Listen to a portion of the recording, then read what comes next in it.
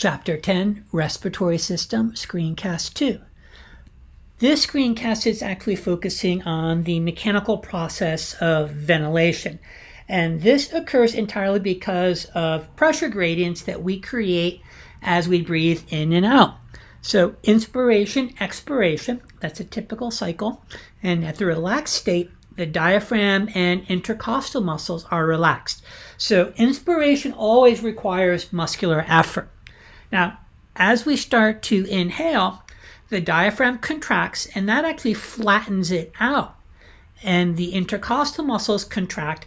And what that does, it actually pulls the chest up and out. And all of a sudden, you have this much larger volume within the chest. And that actually causes a decrease in pressure. And air moves from an area of high pressure to low pressure. So there's a very important inverse relationship here. When volume goes up, pressure goes down. When volume goes down, pressure goes up. So very, very important inverse relationship here. Now, during exhalation, those muscles relax. The diaphragm resumes its dome shape, so it pops back up again. The intercostal muscles allow chest to lower, and this causes a decrease in volume and an increase in pressure and pushes the air out. So that's really all that's happening, that mechanical movement. Now, a couple other things I do want to keep in mind here. As I noted, you always pay for inhalation. You do not pay metabolically for exhalation at rest because it's due to relaxation of elastic tissue and also the muscles of inspiration. Now, forced expiration, that is something that has a metabolic cost associated with it. And quite often when you're sick or something like that, you get tired really easily. And a big part of it is you're just not paying to inhale anymore. You're also paying to exhale. And once again, that's a metabolic cost necessary because these changes are all due to muscular effort.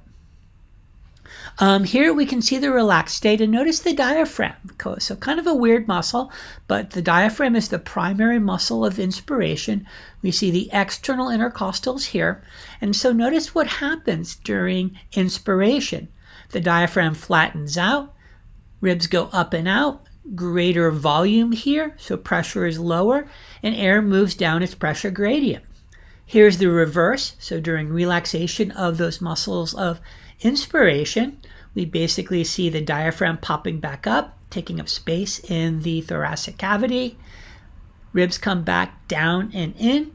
Now we have a smaller space, so volume is greater, and that pushes the air out, or exhalation. Now, some of you may have asthma, and one of the things that you may have done regularly is actual lung volume testing. So there's some important terminology here we want to go over. Tidal volume, I kind of think of the beach here.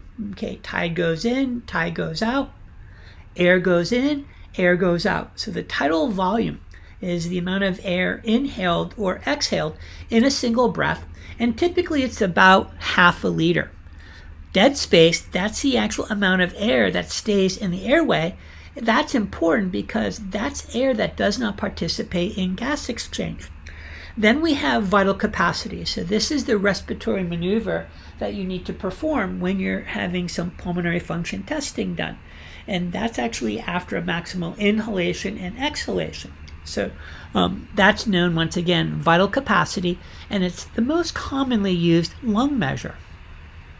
Now, you're also going to see these reserve volumes. I'll talk about those a little later on the next diagram.